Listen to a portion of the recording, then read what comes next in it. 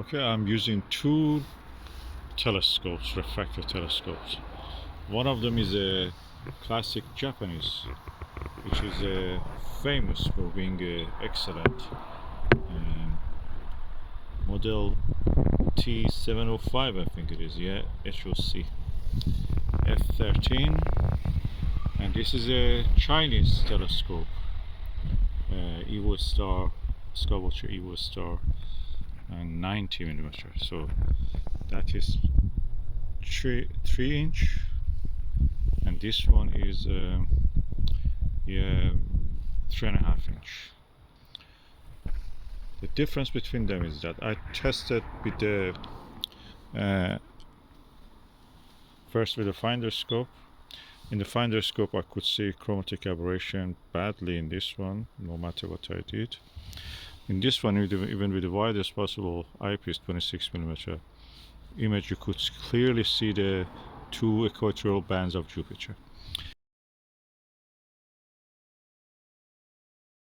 Then I put this Starguider 12mm ED on this one.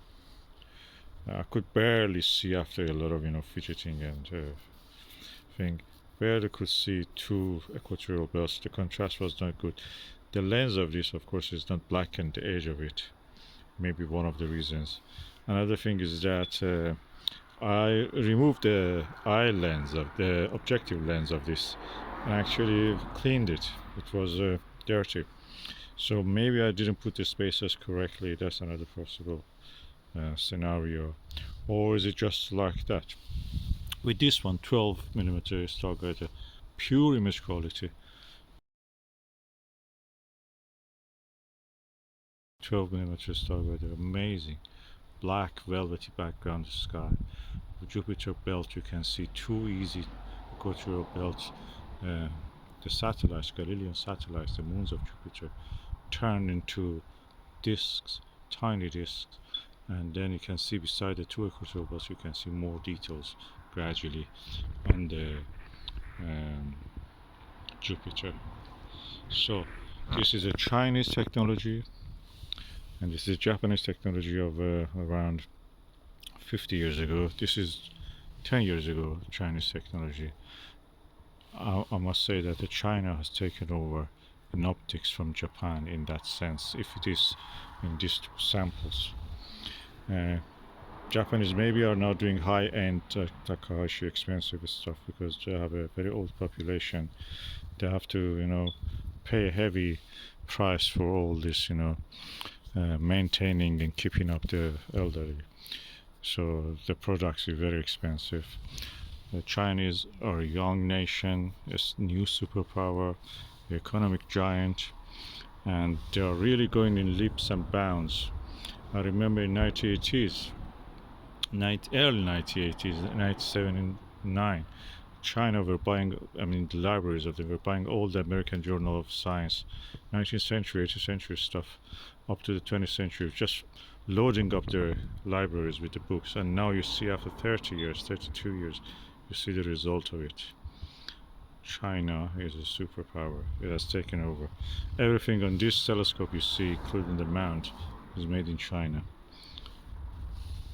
I don't know, look at whatever you have in your hand, maybe it's made in China. This camera is made in China, the one that I'm filming. So optical technology of China has came really far, and Evostar 90 is a good example of it. This is a legendary thing of Japanese 50 years ago. I don't see the merits of it. It's just like a scope full of chromatic aberration. Maybe I have to change, look carefully better, but that's so far it is like that. Okay, I'm using the Saga, the 8mm. The image quality, not much, it's just you see the same image, slightly less chromatic aberration now that I've used to it, but yet you see chromatic aberration. And you see also light scatter, halo around a bright object like Jupiter. I can see is the color is a bit more neutral than what I could see through the Evostar.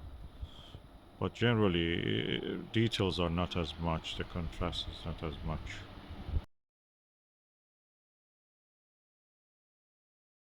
Now I'm using BST Starguider 8mm on the Evostar 90. Image quality is stunning. Two main equatorial belts. I can see some blue coloring, wisping. You can see there's a lot of details, you can see in this, even though it is just 8mm. This, in my opinion, the image quality is better than that with this eyepieces I'm using with my eye in this weather condition. So in this seeing and everything, that is just ruling out. And yeah, this is a really lovely telescope.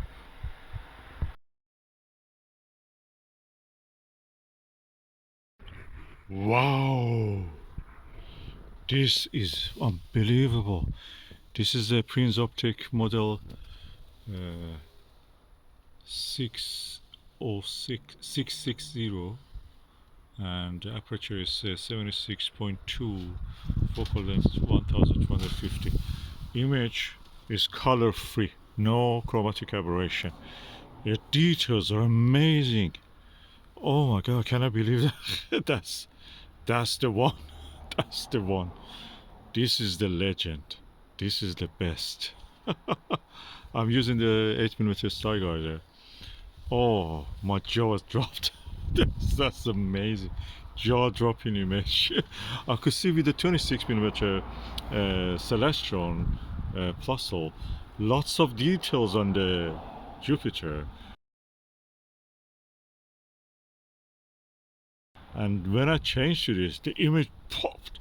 It looked like you're looking with the Nirvana 4mm on the Evostar, but much more clear without chromatic aberration or anything. Just big, the size of a big image.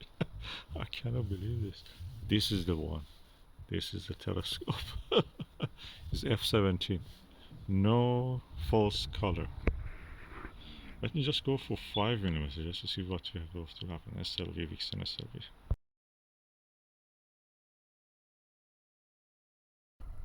Okay, I'm now using Vixen SLV 5mm. The image is a little bit just magnified. It's nice, it's not bad, don't take me wrong. But you don't see any more detail than what you could see. It's like I mentioned that previously that 12mm was like a 4mm Nirvana. Actually, that was like 7mm Nirvana, and this one looks like a 4mm Nirvana on the Evostar.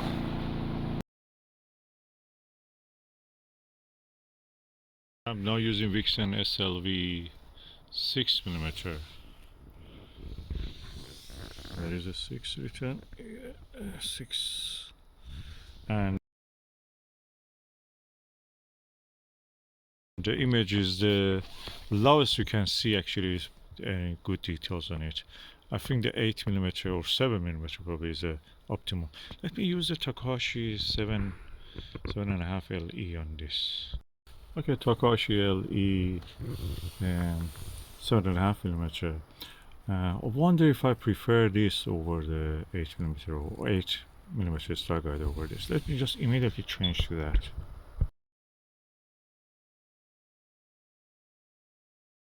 Okay, Takashi LE 7.5mm gives a paler image, white. This one gives a little bit yellower. The image is slightly yellow, and the contrast is better, it seems to me. All the images is slightly smaller, but the contrast in this one, I will just change it immediately to the Takashi LE back just to see how it is.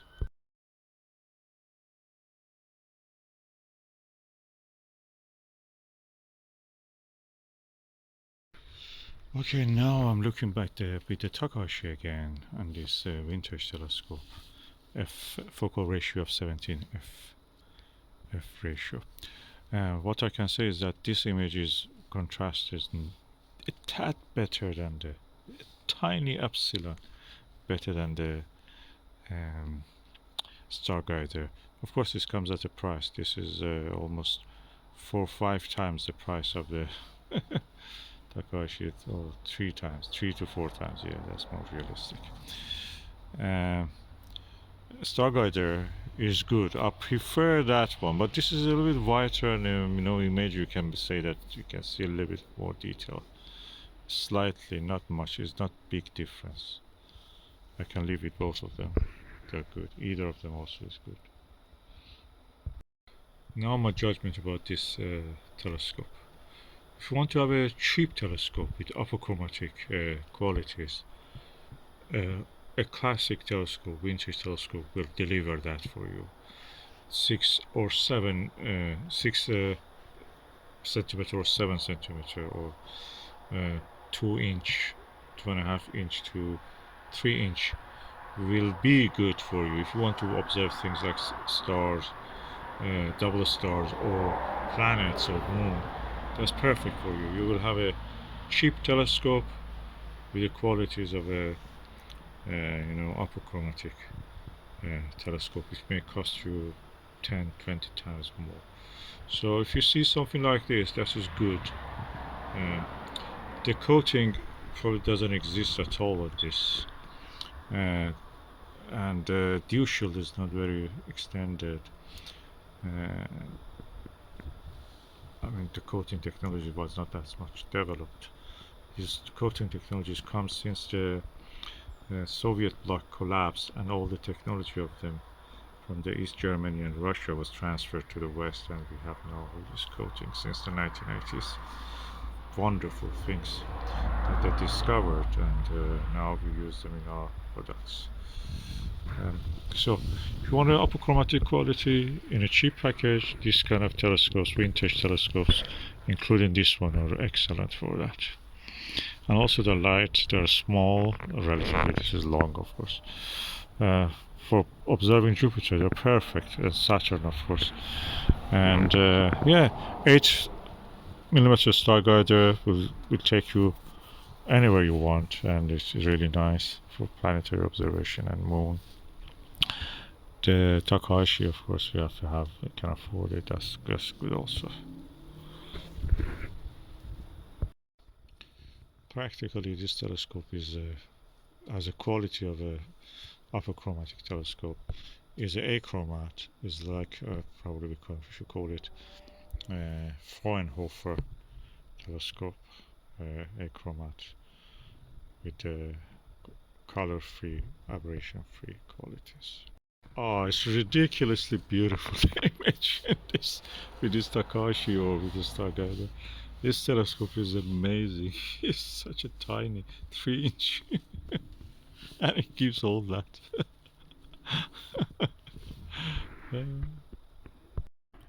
Okay, I immediately removed the Takashi LE from this Prinz Optics 660 to this Evostar 90, and the image quality is a little bit yeah, the image is a little bit smaller. Of course, magnification is smaller because it has a lower f number. At the same time, the details I can see are equal. On this one, Takashi gives a slightly yellower image. And with this, there was no chromatic aberration visible at all. With this, I'm not sure I see any chromatic aberration. Probably I see it, but I cannot recognize it. No, details, contrast, everything is equal. And this one, of course, has an image scatter because there is no coating on optics. This one, optics of this telescope are coated, so it's modern. If I was going to buy, of course, this one will cost me, if I was finding something like this, about it, I think £70 also. That's something 210 or something like that if you buy it new. I didn't buy that price, I bought second hand. Same price as this, probably £50 I think I bought this second hand with all the mounts and everything. So yeah, this one gives you a chromatic quality. This one is a little bit color, but the image is as contrasty or even more contrasty than this. So which one I will get? You may not get this one, it's very difficult to find it. This one is widely available. I will go for this. This one is exotic. And another point is that with the Evostar I don't see any halo, ghost images or anything. With this I see halo around the bright objects, although when you get your eye get used to it you will not notice it. But with this, right away, zap, no halo, no ghosting, nothing. Black, dark background, beautiful disc of the Jupiter, amazing. After I packed up and came indoors and I was thinking about what I saw with this Prinz Optic 660, the best thing I can compare it is with the Skywatcher Maxotov 150p 6-inch Maxotov. That reminds me of that.